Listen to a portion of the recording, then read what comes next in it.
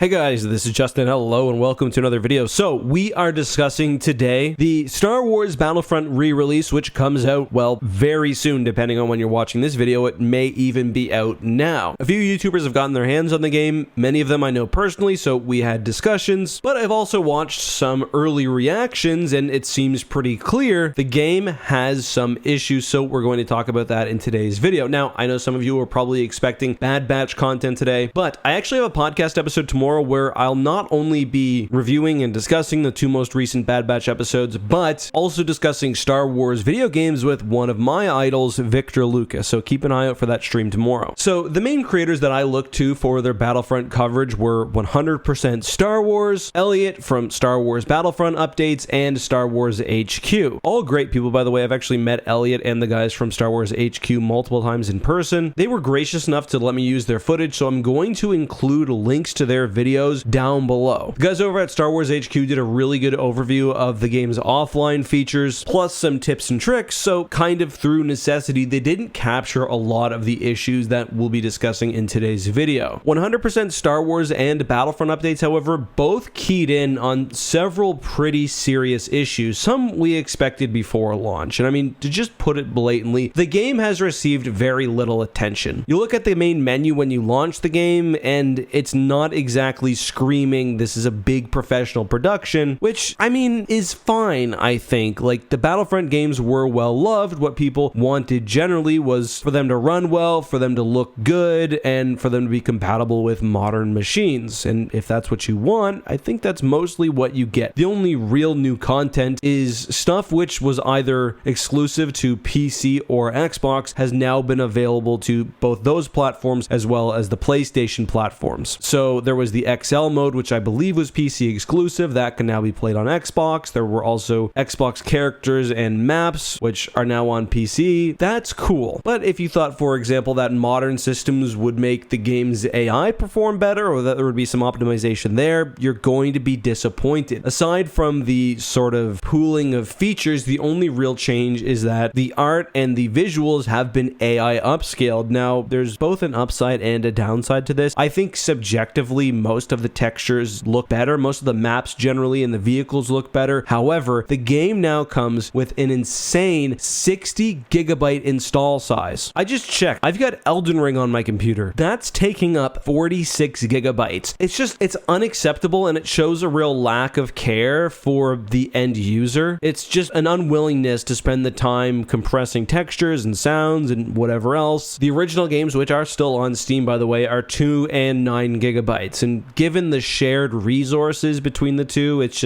ridiculous and not good. But if that were the only issue, I wouldn't really be complaining. What shocked me, however, is that when watching both 100% Star Wars' review video and the stream that Elliot was doing today, both had at the end generally the same opinion. This is not a must-buy if you already have the prior games, which is really unfortunate. And it's also not just a lack of content coupled with the game's price, but there are some other pretty major issues as well. Probably the one that will affect most people is what 100% Star Wars called shockingly rough multiplayer. I'm going to link to his entire video down below because he gives lots of examples and goes through what works and what doesn't work. But to hear this called shockingly rough, a game that came out nearly 2 decades ago and is now being run on modern computers with modern internet speeds, is just ludicrous. He does mention, however, this mostly relates to Star Wars Battlefront 2 rather than the first game, but in reality, Battlefront 2 will be the more popular choice because it's got most of what Battlefront 1 has with playable heroes and a few other things. The one thing I was always frustrated about as a kid, by the way, was how they changed some of the vehicle layouts for Battlefront 2 and they took out the ability to go prone. But anyway, the few official dedicated servers seem to work decently well, which is, I mean, good, but even in this pre-release stage, hosted servers are not good. They're nearly unplayable. 100% Star Wars goes over the specific, but for example, if you're hosting the server, and it is a peer-to-peer service, so one person does need a host as others join up, even on smaller maps, you're frame locked at 30 FPS and will generally fall below that. Given how janky the game already is, that's not good. And if there are 32 versus 32 people on a server, this is going to be brutal. However, it wasn't just the host player. 100% Star Wars says every single time they played, even with just a few people in the servers, at least one person had serious issues. So imagine that's what it's looking like pre-launch. In 12 to 24 hours when people are playing, this is going to be an absolute mess. 32 on 32. It's going to strain not just resources, but also the amount of people involved. It's just more points of conflict and friction and failure. So again, I'm very worried. The other issue that seems to be popping up, and this is something Elliot was experiencing on his live streams today, is that many